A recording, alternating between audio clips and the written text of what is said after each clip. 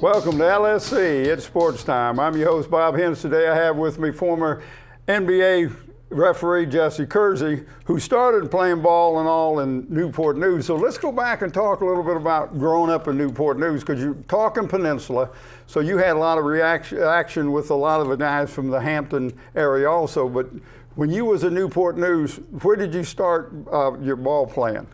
Well, actually, I never played basketball in high school. Lefty Drizel, who is a world-renowned coach and nationally known everywhere, he was our high school coach back then, and Lefty cut me. I was a little guy, and I wasn't very big, so I left basketball after Lefty cut me, and I started playing baseball for Coach Powers down at Newport News, and we were pretty successful in high school baseball, and in competing on the peninsula back then. You only had the Warwick Farmers, as they were known back then, and the Hampton Crabbers, and the competition level as far as athletics was very close.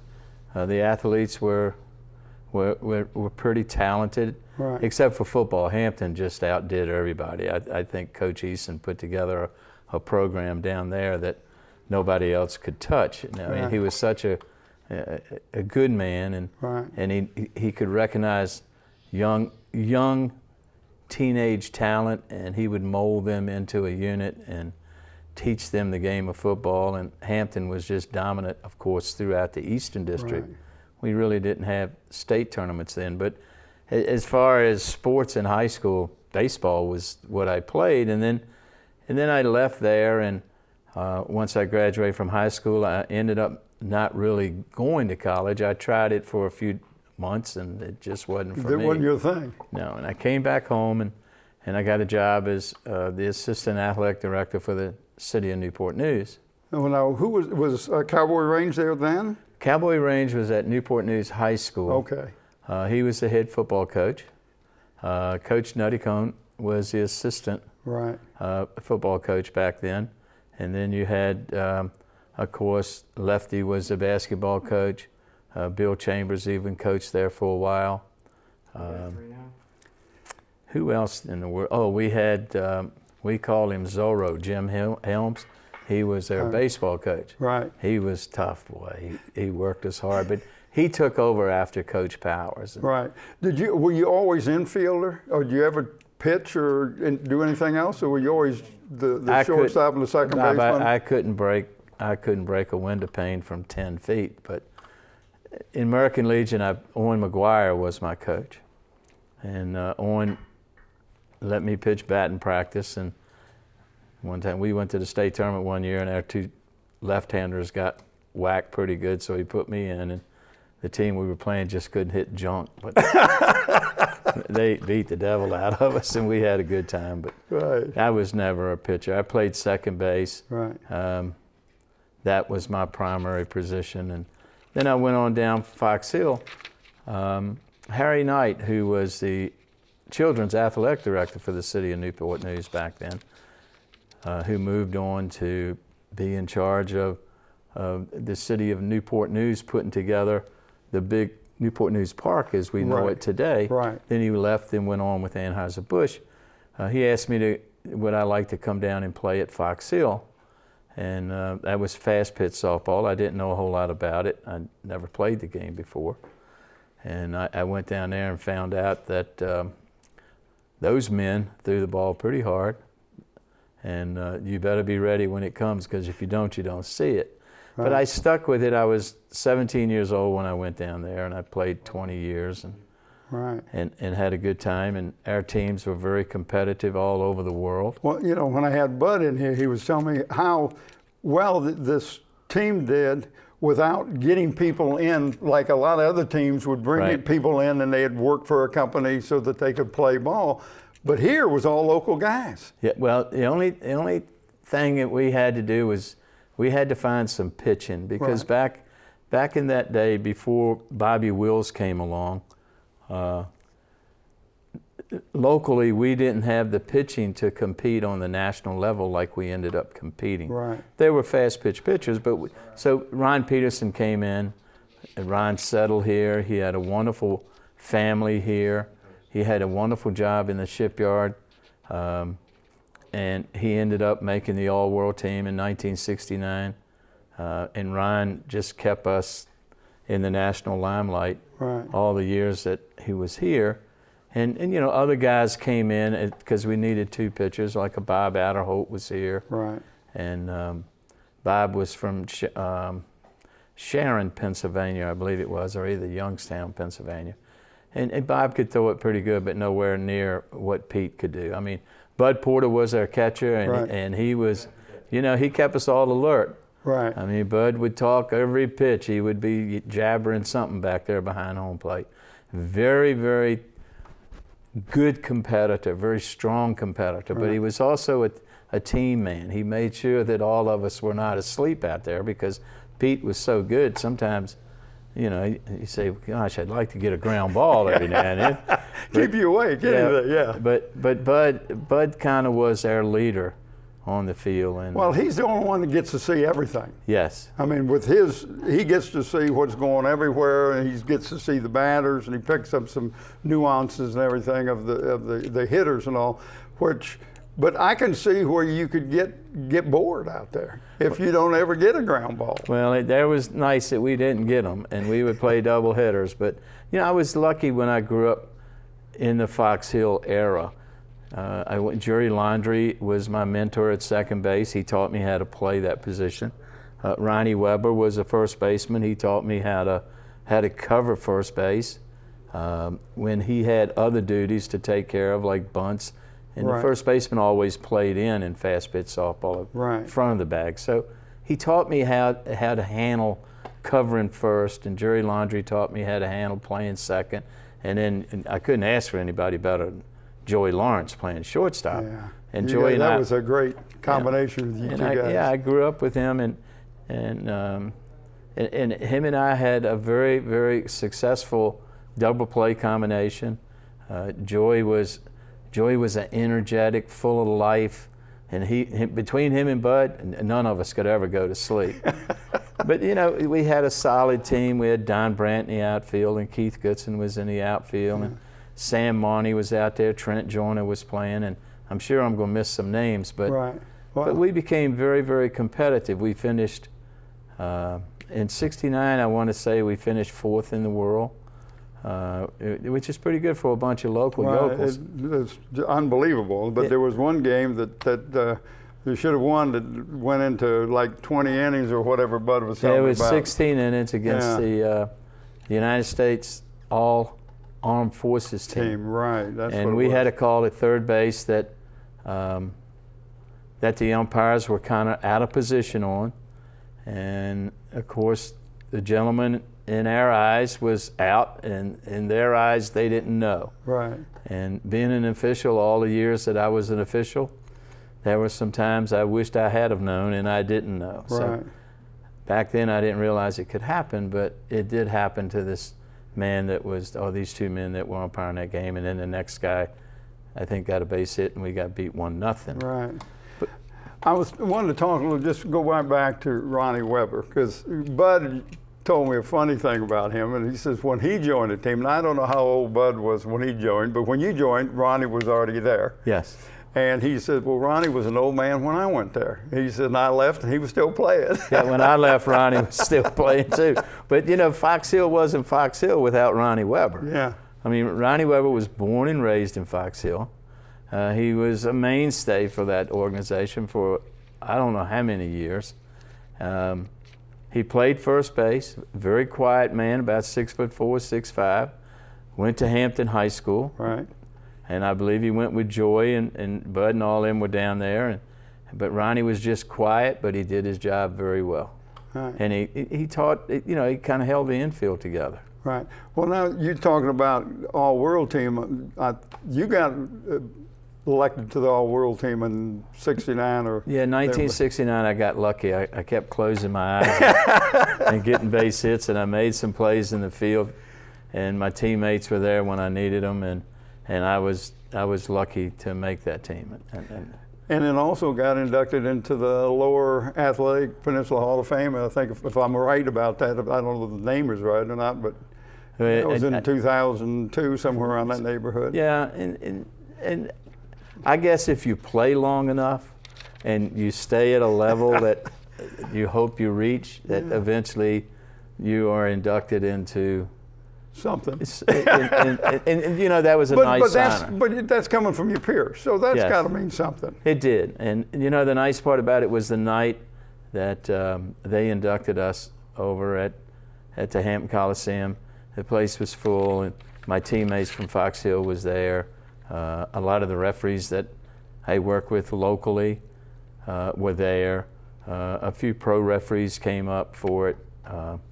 So it was nice to see all my teammates supporting my induction. So. Well, and you know, that if you can't get recognition from your peers, then you know that's it doesn't mean right. anything. And that's when I had Lou Faxon in here. He said the biggest thing for him was being inducted into the Runners Hall of Fame. He said, because that was my peers. Right. He says winning the world championship and all that, he said that's great, but he said that's the most important thing, and I have to agree that it is.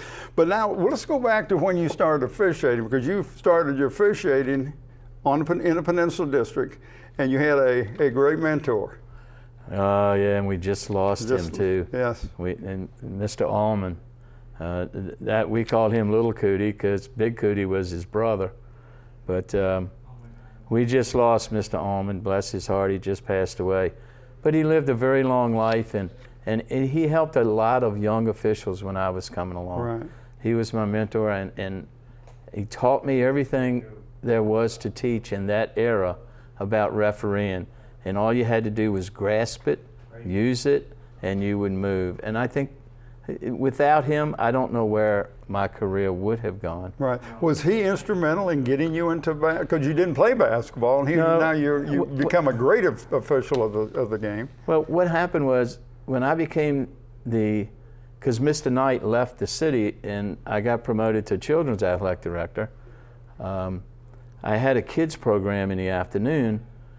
You got to remember, this is way back before we have all these people living here now. Right.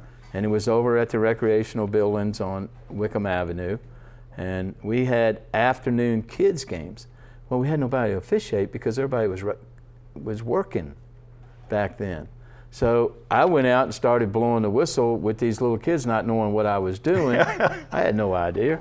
And then Otis saw me out there doing that, and he said, you know, you might be able to work this game, referee it. So he kind of took me under his wing. Well, he saw something though, didn't he? Yes, and he took me under his wing, and the rest is history. I was part of that Peninsula Board 125 way back then, and I was part of when the schools merged, the white schools and the black schools. We all came together with one conference, and man, did the competition really go up then. Yeah.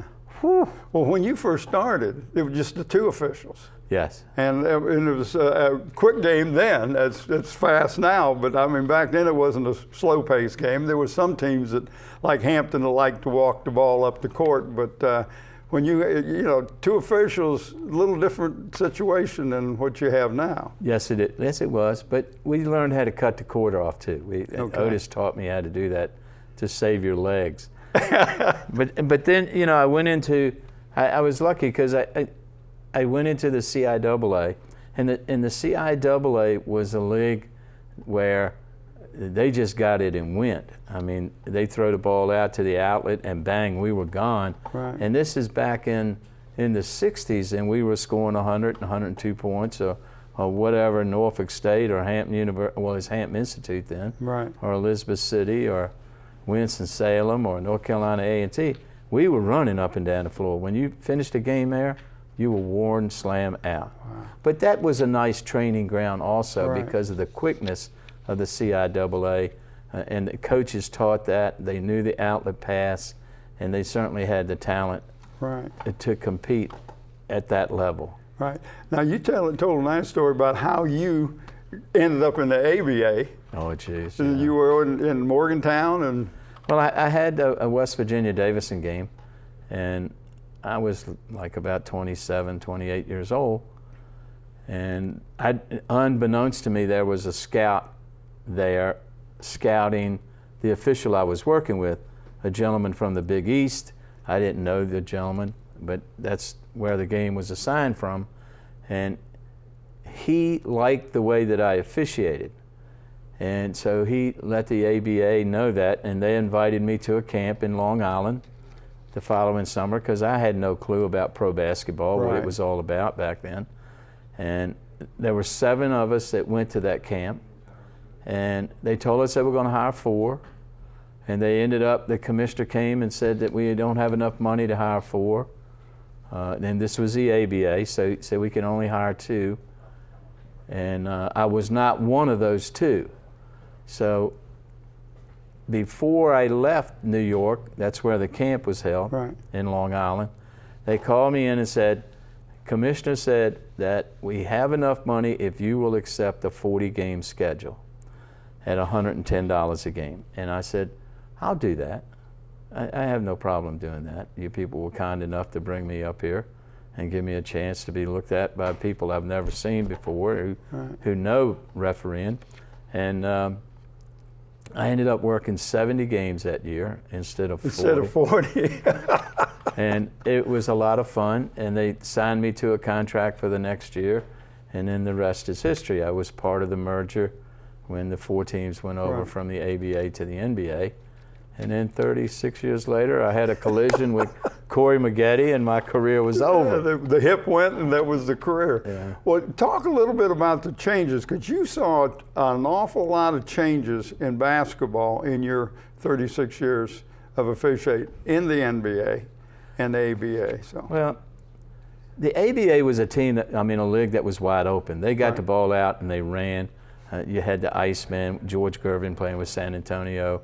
Dr. J playing. Dr. J with the Squires, and then he left and went to the Nets, of course, and then he ended up in Philly in the NBA.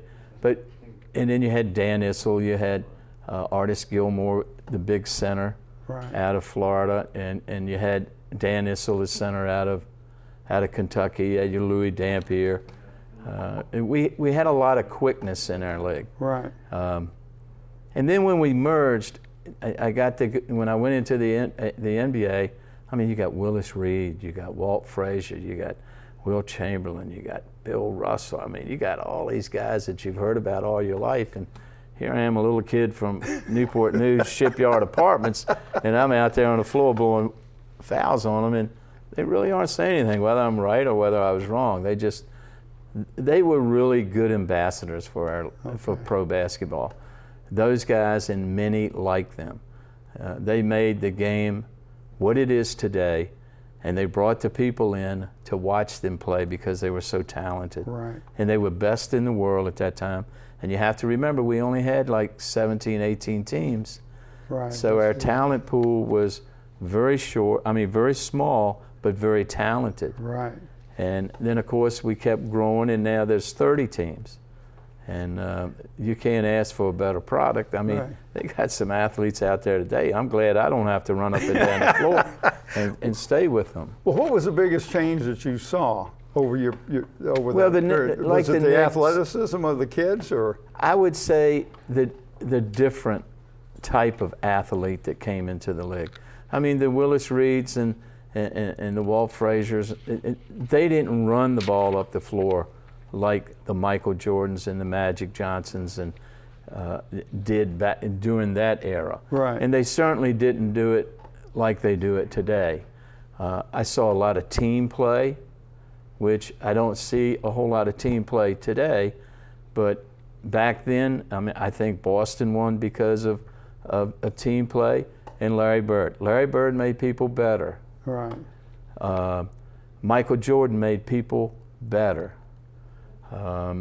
You go out, George Gervin made people better. I'm talking about people that were on their teams. Right. Yeah. And it was basically a team concept. And then all of a sudden the game started to open up more. When Michael came and Magic came, Isaiah, here's a little guy 6 foot that made his team into world championships. Because, they won 2 NBA world championships. Only because he was a leader and he probably would have kicked their buns if they hadn't performed. But he didn't have the great talent around him. Right. Michael didn't have the great talent around him. Magic had Kareem, and if it hadn't been for Kareem, Kareem would have retired. But Magic talked him into staying, and then the rest was history. Right. Because he brings Michael Cooper in. Well, they bring Michael Cooper in. They bring James Worthy in. Yeah. Byron Scott came in. I mean, and then you had Kurt Rambis was there coming off the bench. I mean, they had a very solid basketball team, and they had some pretty good coaching. You had Pat Riley there back then, and the Magic knew how to run things. Bird knew how to run things. Michael knew how to run things. Right. And these were leaders. And nowadays it's the guys that look back at those athletes, and when they do the same thing, you see teams get better. Right. Because we were team play. Right. Well, that's what we grew up with. That's what I grew up with. It was a team concept. Yes. Right? I mean, I would, when I wasn't refereeing back then, I had a day off. Oh, I'd go find a sports bar somewhere. That's when sports bars started surfacing all over the country. And I'd find one that had 7 or 8 televisions. And I'd say, all right, can you get this game? Can you get that game? And they'd put on 2 or 3 games, and we'd sit there and have a couple beers and watch them. Right. Because that's how good our league was. And plus, it would help you prepare for maybe one of the teams that you're getting ready to work in a couple of days. Oh, okay. You could see if they changed anything offensively or changed anything defensively. Did you look at the other officials to see what we look for positioning. Yeah, how they because we're all supposed to be the same. Right. And everything was dictated by ball movement. It depended on where the ball was on the floor as to when we rotated. People really don't realize how much time officials spent in their profession. I mean, every Monday, and when we went to the computer age, every Monday there was a test. We had to take that test. Every Monday? Every Monday, and you had to send the answers in. There was also plays put on our computer, actual visual plays, where you would look at the play, you would see it from the start. Well, you would watch the play develop, and watch it start, watch it develop, and watch it finish. And then you had to say, and you know, how you would make this call. Make the call. But it wasn't just one a day, it was like 5 or 6 we had to do that with. Wow. And then they would put other questions on there that we had to answer, we had the right answers in. And that was every day of the week. So it wasn't you just... kept up on the game and situations and all, because a lot of those situations you may never see, or you may see one time what happens. So, very true. So you got to be prepared. That's amazing. You did say one thing about you have a little, like a microphone when you were refereeing, and the whistle would stop the clock. Yes, so I didn't know how the clock got stopped. You know, I said, man, that guy is good. It's on the sideline. When they started those devices, those belt packs, they started putting them on us, and we had the little microphone here. It was synchronized with the game clock, and when we blew that whistle, it would stop that clock. The guy at the table was our backup. He still did his job. Right. He would start it when it was supposed to start, and he would stop it. But we actually controlled it. If we forgot to do it, which in the beginning, I'd tell you right now, I mean, all of a sudden you got a whistle, you got a microphone, you got to start and stop the clock. We missed it a lot. Okay. And those guys at the table really saved us a lot. Okay.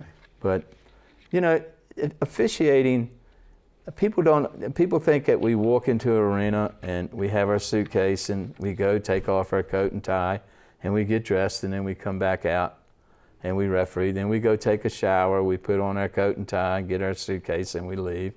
And we go to the local bar and we sit there and we drink beer all night. It's not the case. The case is 11 o'clock every day. We have a meeting.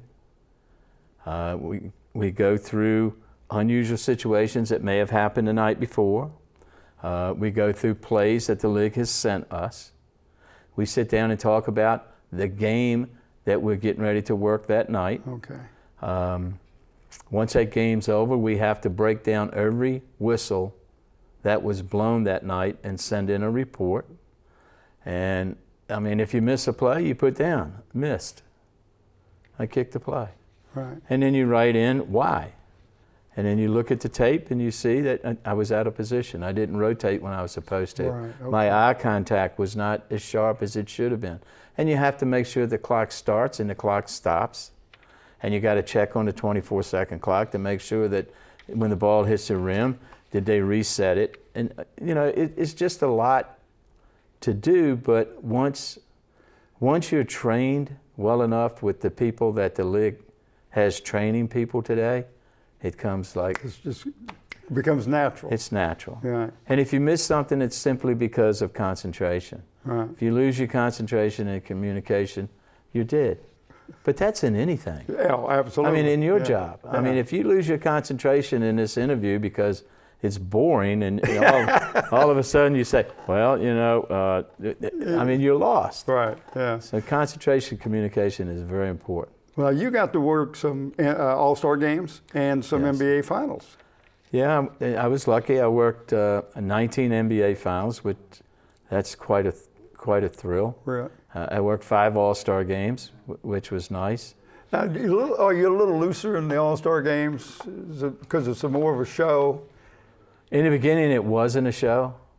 I mean, it was very competitive. The game I had in Seattle, we went 3 overtimes, and somebody wanted to win. And then, you know, I went to open the season up one year in Yokohama, Japan. The commissioner wanted to do that. We've got the greatest, the NBA has the greatest commissioner in pro sports, I don't care, bar none. There's none any better than this man. Well, that's great. I mean, he took a product that was in the basement, and now it's above the penthouse, and it's worldwide. Yeah, it is. And everybody wants to play our game. Yeah, and we're not just talking people from America, all over the globe, they want to come on, they want to play in the NBA. Yeah, David Stern created that. I mean, the man he's incredibly talented when it comes to his product. He loves it so much. Well, listen, I appreciate you coming in. You're more than welcome. This has just been an eye-opening experience for me. So be able to sit down and talk to you and find out some of the things that you did, and had a great life. Thank you. I appreciate it. I want to thank you for tuning in to LSC and Sports Time. I want to thank my special guest, Jess Kersey. I'm your host, Bob Hintz. Until next time.